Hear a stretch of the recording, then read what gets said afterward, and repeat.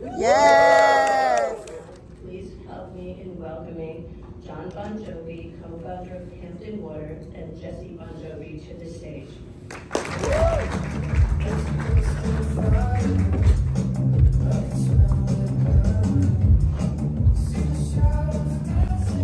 It's thrilled to be here. I'm an old family friend.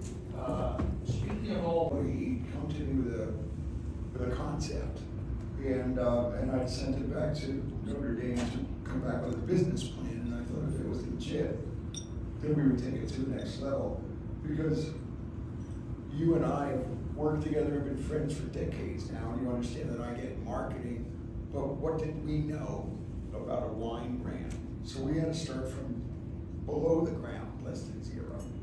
And Jess came back not only with a business plan, but took us to where we are today. I solely, my role at this point is to be Santa Claus. I am the guy that comes in for the photo op. People sit on my lap and take a picture. Not on your lap, no. Please forgive me for my voice.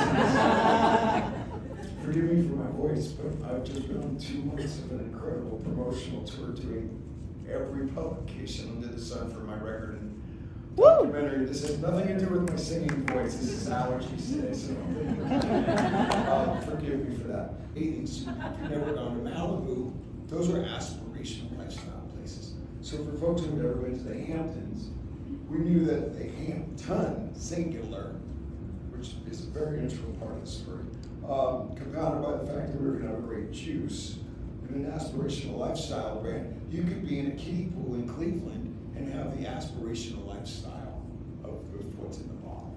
That we did was during COVID, and again, obviously the whole world shuts down, and it really affected everything from restaurants to retailers around the country. And I think that all of you can probably attest to the fact that folks were drinking more than they ever were during the 2020 sort of time. And so truthfully, it was a good time to be in the wine business. People weren't buying a bottle, they were buying a case, and they were locking themselves in the house and drinking it in a week.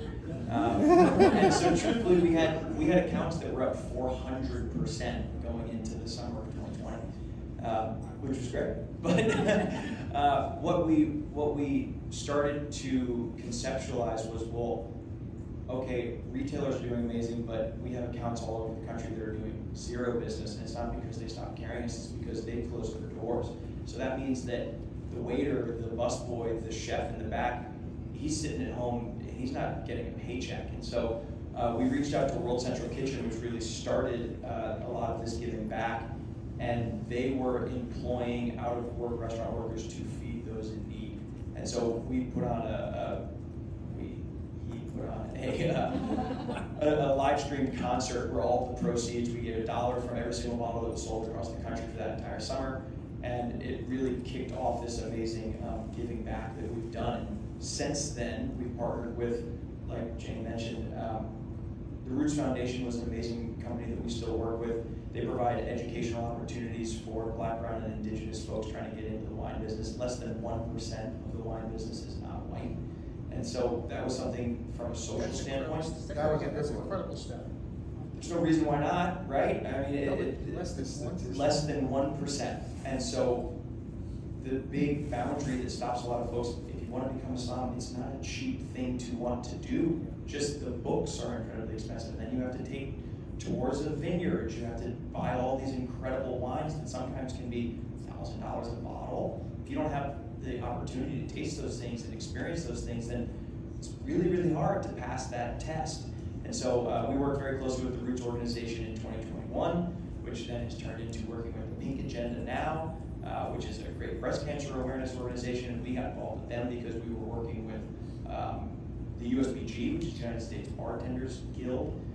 They have a all-female bartender competition, which if any of you have the opportunity to go, it is madness. It's a great party, but all that goes back to a wonderful cause of helping find a cure for breast cancer and supporting those that are struggling with that. So again, it really is one of those things that, because a lot of things for this company have just snowballed, but it started with World Central Kitchen, and then once we saw the good that we were able to achieve and the lives that we were able to affect, it became a no-brainer for us as an organization. So every single, basically 3 months, we're partnered with different organizations across the country to help to get it back in a different way. Okay. But now, that's common speak. Yeah. So it is a year-round opportunity to sell rosés.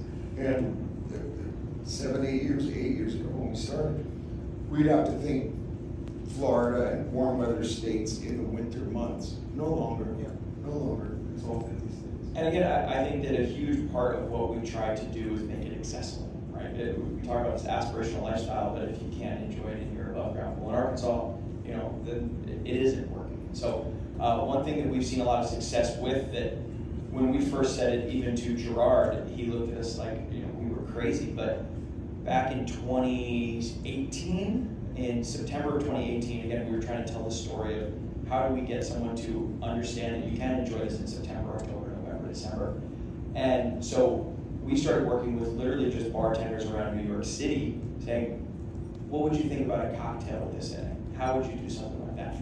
And now, wine-based cocktails are the fastest growing cocktail category in on-premise restaurants, bars, things like that. This trend of low ABV has become huge, and I think a lot of that is being led by some of the efforts that we are doing. I mean, literally, we go into a Mexican restaurant, you wouldn't think rosé, but a rosarita sounds pretty good. And really with fresh eyes and said, we think this is a cool idea, and so it became a great collaboration.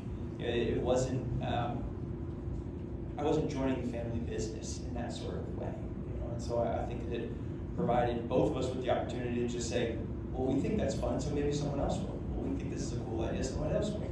And we've had a lot of good times coming up with a lot of those ideas. John, as a dad, you must be so proud. What surprised you about Jesse?